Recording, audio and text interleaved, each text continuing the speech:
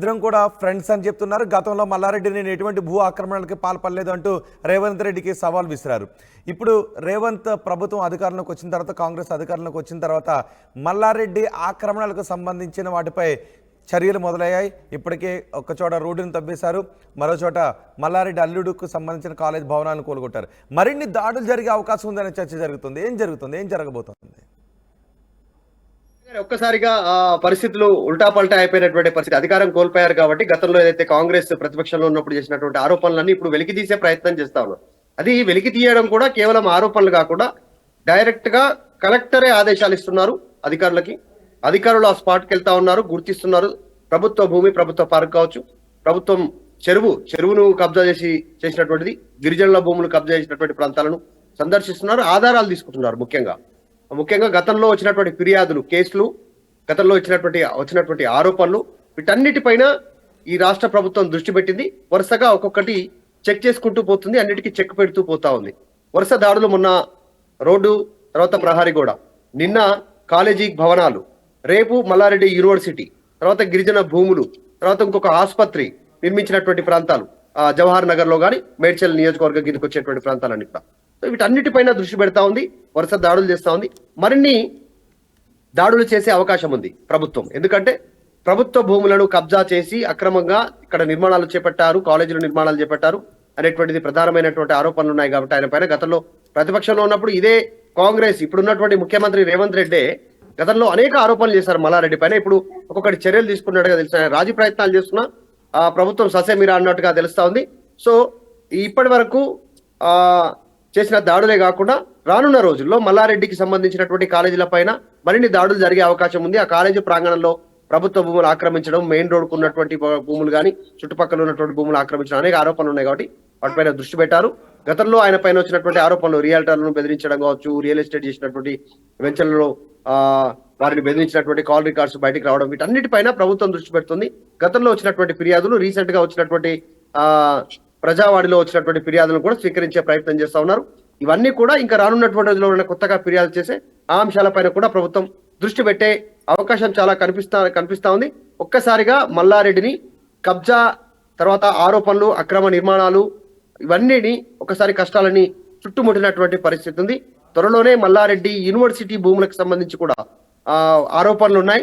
వాటిపైన కూడా దృష్టి పెట్టే అవకాశం ఉంది. ఒక్క ఏరియా 50,000 దాదాపు 47 ఎకరాలకు సంబంధించినటువంటి ఆరోపణలు కూడా ఉన్నాయి ఆయన పైన. కాకపోతే ఆయన ఒకటి కాన్ఫిడెంట్ గా చెప్పే ప్రయత్నం చేస్తారు. ఇవన్నిటినీ డాక్యుమెంట్ రూపంలో కరెక్ట్ గానే ఉన్నాయి, నేను డైరెక్ట్ గా కొనుగోలు చేయలేదు, ఇతరుల నుంచి కొనుగోలు చేశాను, కొన్ని ప్రభుత్వ భూములు కూడా నేను క్రమబద్ధీకరించుకున్నాను అనేటువంటి ఆయన వెర్షన్ ఇచ్చే ప్రయత్నం, ఆయన వెర్షన్ చెప్తా ఉన్నారు. కానీ ప్రభుత్వం మాత్రం సంపూర్ణ దర్యాప్తుకు సిద్ధమైనట్టుగా తెలుస్తుంది. ఇప్పటికే 2 ప్రభుత్వ భూముల స్వాధీనం చేసుకునేటువంటి విధంగా మేడ్చల్ కలెక్టర్ ఆదేశాలు ఇచ్చారు, దాడులు చేస్తారు. కాబట్టి రానున్న రోజుల్లో మల్లారెడ్డికి మరిన్ని కష్టాలు తప్పేలా. ఇప్పుడు మల్లారెడ్డి ఏమన్నారు, గతంలో కంప్యూటర్లో తెలీదా నేను భూమి ఆక్రమించుకున్నాను, అది సెకండ్ చెరువు భూమా, గవర్నమెంట్ భూమా, లేకపోతే అసైన్ ల్యాండా ఏంటి అనేది కంప్యూటర్లో డీటెయిల్స్ ఉన్నాయి కదా అన్నారు. ఇప్పుడు అధికారులు చర్యలను షురూ చేశారు. సో ఇప్పుడు మల్లారెడ్డి ఏమంటున్నారు ఈ కూల్చివేతల గురించి, ఆక్రమణల గురించి? మల్లారెడ్డి ఒక్కసారి రెస్పాండ్ అయ్యారు. ఇవన్నీ కూడా రాజకీయ పరమైనటువంటి కక్ష అనేటువంటిది జస్ట్ కొట్టి పారేసే ప్రయత్నం చేశారు. కానీ చివరాఖరికి వస్తే మాత్రం నిన్న జరిగినటువంటి దాడులు చూస్తే పక్కా బిల్డింగ్స్ ఏదైతే నిర్మాణం చేయడం జరిగిందో, షెడ్స్ నిర్మాణం చేశారో, నిన్న కొన్ని షెడ్స్ కూడా కూలగొట్టారు. అక్కడ ఉన్నటువంటి కొన్ని శాశ్వత భవనాలతో పాటు పూర్తిగా నిర్మాణాలన్నింటినీ కూల్చేసే దిశగా ముందుకు వెళ్తా ఉన్నారు. కాబట్టి అది చెరువు భూమి, చెరువుకు సంబంధించినటువంటి దుండిగల్ ఏరియాలో ఆ కాలేజ్ నిర్మించారు, ఏరోనాటికల్ ఇంజనీరింగ్ కాలేజ్.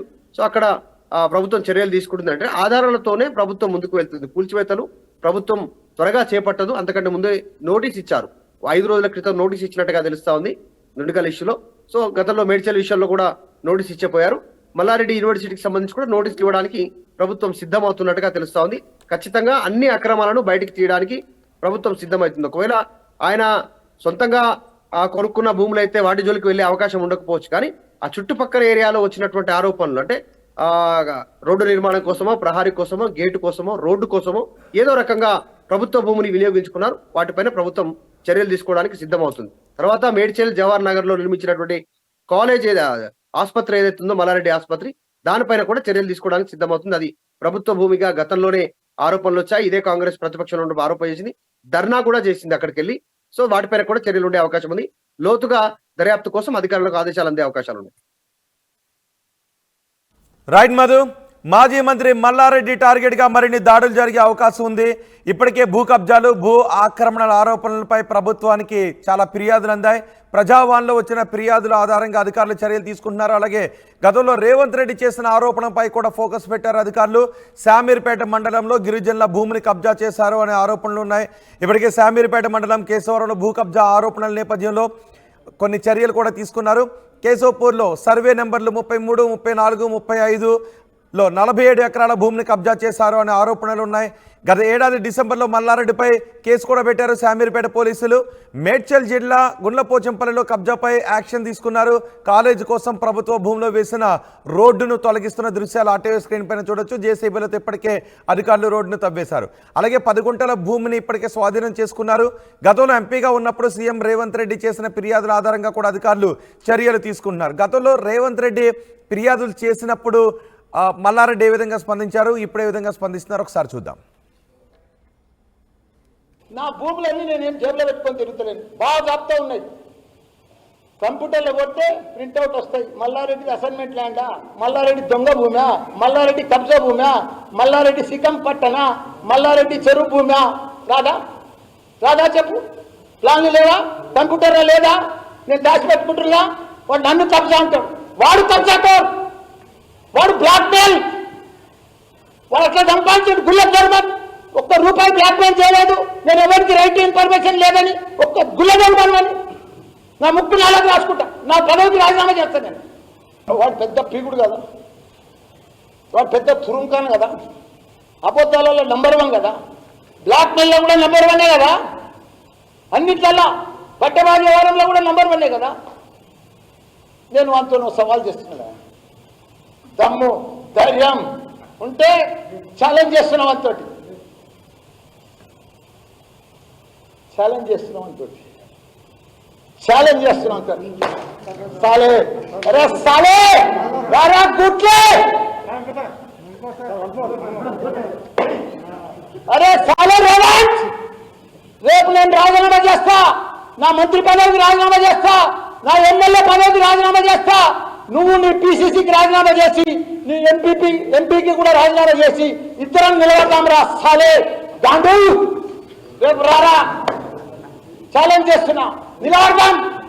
నువ్వు ఓడిపోతే, నువ్వు గెలిస్తే నేను రాజకీయంలోకి తప్పుకుంటారా రేయ్, నేను రాజకీయంలోకి తప్పుకుంటారా. కానీ నువ్వు గెలిచి చూపిరా, నువ్వు దమ్ముంటే. అందరు చెప్తున్నారా 20 గంటలాగు, 15 గంటలాగు, 2 ఏళ్ళలాగు, మరినే వస్తున్నాం. ఇప్పుడు ట్రైలర్ చూపిరా, నువ్వు గెలిచి పిల్లలకు ధైర్యం మీరా, నీ కాంగ్రెస్ పార్టీకి ధైర్యం మీరా. నేను మళ్ళా గెలుస్తున్నా. ఇప్పుడు ఛాలెంజ్ చేసిన మల్లన్నతోటి, నేను ఎంపీగా మళ్ళా గెలుస్తా, మళ్ళా నిలబడతాను. మొగోడు అయితే చెప్పురా ధైర్యం.